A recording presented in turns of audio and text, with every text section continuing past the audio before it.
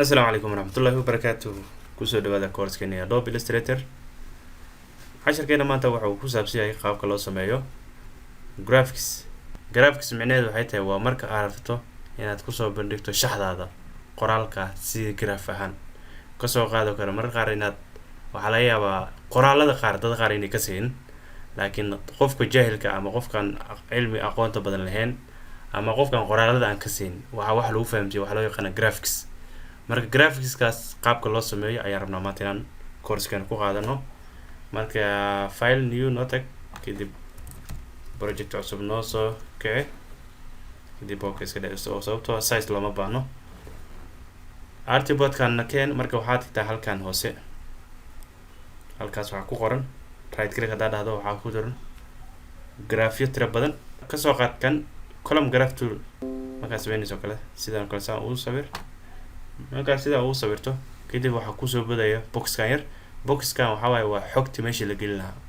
ka soo qaado kale hadda waxaan rabaa inaan sameeyo fatahaada Soomaaliya ka dhaco kale, aan rabaa inaan graph ku soo muujiyo kale gobolada hadda fatahaada ay ka dhacaan oo kale waa gobolada uu waxaa ka mid ah marayna Hiiraan oo kale. markaad halkaas ku qorto magacaan wuxuu imaan doonaa duulayraad meeshan ay number 1 ku qoran tahay. marka meeshana hoosteeda ku dhufo si aad qoraalka labaad halkaas u geliso. shabeellaha dhexe oo kale kan kasii hoose ku dhufo intee kale fatahaada ugu badan shabeellaha hoose oo kale. kan hoose sii tag waxaa kale gedo hoose sii tag waxaa qortaa jubbada dhexe oo kale. intaa markaad sameyso waxaa halkaa ku qoraysaa inta aad rabto shayada aad rabto in graph aan soo muujiso magacyadooda. mid kasta hortiisa tagaysaa saa uu muujiso tirada aad rabto inaad geliso. Hiiraan oo kale fatahaadaha ugu badan waxa waaye gobolka ugu badan Soomaaliya 90% fatahaadaha ka dhaca badan. shabeellaha dhexe kale adi waa gobolka xigo 70 oo kale. shabeellaha hoose badan uu yahay fatahaadihiisa biyaha ka dhacaan waa 30%. gedo kale waxaan dhihi karnaa ilaa 60, jubbada dhexe ilaa 50 oo kale. marka intaas sameyso kale horta markuu hore habkan qaabka u soo muujina arrin graph-kaada waa sida graph-ki waxa lagu soo muujiyay qaabkaas oo kale. jubbada dhexe oo kale graph-keeda waa intaas. marka waxa waa tirada ku soo qortay halkan waxay ahayd hadda jubbada dhexe oo kale hadda waxaan ku soo qornay tiro gaaraysa 50%. marka halkan waxaa ku socda numbers ko 0 20 40 60 ilaa 100. gobolkan oo kale hadda markaan 50 aan qaadnay oo kale wuxuu u dhaxayaa 60 iyo 40. gobolka uu fatahaada yareeyaa shabeellaha hoose. shabeellaha hoose marka waxa waa 20 iyo wuxuu u dhaxayaa iyo 40 waa 100%. gobolka ugu badan waxa waa fatahaada waa gobolka Hiiraan waa kan diilinta ugu dheer. marka qaabka soo muujinayso marka qaar hadda rabto inaad wax ka bedesho qaabka la soo muujiso kan oo kale ku dhufanaysaa kadib waxaad dhigaysaa jaxar. qaabkan kugu soo muujina oo micnaheedu tahay column kasto halkan yaalo halkan kugu sawiran colorkiisa iyo magaciisa halkan kugu soo qoran. black oo kale black-ana tiqa ah kale Hiiraan ku qoran. Hiiraan markay ku qoran tahay waa colorka black-an uu leeyahay. shabeellaha dhexe kale waa colorkan oo madow qafiifka ah waa kan oo kale colorkiisa waa gedo. marka qaabkaasna u soo muujin karta. marka qayb kamid ah oo loo yaqaano column graph tool ayaa halkaad ku baratay. marka waxaan rabaa inaan idin baro waxyaabaha kala graphyada kala qaabka loo isticmaalo. sidoo kale waxa kan aan ku daro sida colorka loo bedelo kale direct selection tool ku dhufo banaanka click ku dheh kadib midka aad rabto click ku dheh. colorka marka inta aad rabto waa sii kartaa kale green oo kale sii kan oo kale noo door color waxaan siinayaa blue oo kale ama colorkan oo kale. marka sidaas ayaad colorada u bedeli kartaa midka aad rabto shayga rabto agi kartaa. okay kan waa baranay. kuwa kale qaab kamid ah ayayna isticmaalno. right click haddaa u baahan tahay kale inaad isticmaasho waxa loo yaqaano by graph tool halkan noo door kadib sidoo kale buuxasine isla graph-kii hadda aan sameyno goboladii hadda Hiiraan hoos tag shabeellaha dhexe hoos tag shabeellaha hoose hoos tag gedo hoos dooro jubbada dhexe kadib tiro kasta mid kasta tiradiisa sii hiiraan hadaad waxaa siin 90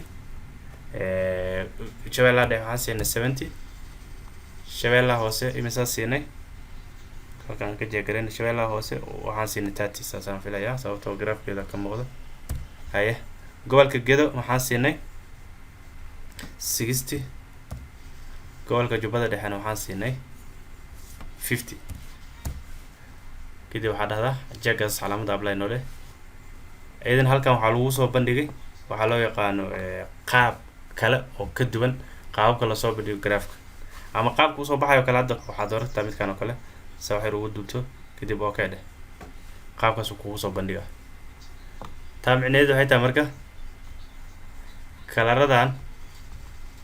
kalaradan halkan ku jiro waxaa ka tarjumaya kalaradan halkaas saaran madowga oo kale gobolkiisa waa kan hiiraan oo kale waa gobolkaas ugu weyn white kan oo kale shabeellaha dhexe waa midka ku xigo ayadana qaabkan oo kale ayaad usoo bandhigaysaa markaa isticmaalayso graafkaas oo kale kuwa kale mid kamid ah aan baraweyn hadada graafyada way badiyihiin marka adi midba midkaad isleedahay xogtaada kusoo bandhig ayaad kusoo bandhigi kartaa bar graphic tool aa kala siinaa fiirino intaa noo door aye hiiraan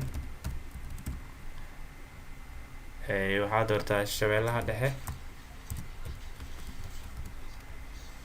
shabeellaha hoose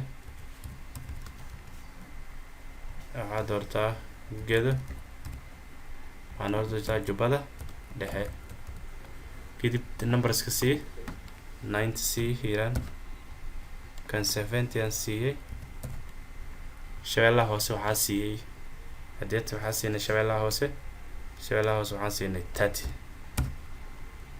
gedo waxaan siinay 60 jubbada dhexe waxaan siinay 50 apply dheh qaabka kuu soo baxayn ayagana qaabkan lagu soo bandhigo waa graphic la isticmaalo habka kale inaad soo barido daarad waxaad doorataa midkaan kale noo door si loogu dubo kadib waxaa dhahdaa apply asina wuxuu kuu soo bandhigayaa habkaas transpose row waxaa waaye graafkii iyo informationkii waxyaaba ka tarjumaya laba group aa laga kala dhigaa graafkan sidaas ayaa loo isticmaalaa colorka daarta inaad ka bedesho direct selection tool ku dhufo kadib dooro kadib waxaad dhahdaa colorka isi mid kasta colorkiisii way badiyihiin marka mid kasta qaabab ayuu usoo bandhigaa waxaan isticmaalaynaa haddana midkaan kale scatter graph sina qaabkooda wax soo bandhigaa hiiraan shabeellaha dhexe shabeellaha hoose gedo jubbada dhexe kadib apply why can't create sababtoo ah xogta ma gelin hiiraan ku dhufo numberskeeda 90 70 shabeellaha hoose waa 30 gedo 60 kana 50 kadib apply markaa dhahda xogtii waxaa lasoo bandhigay qaabkan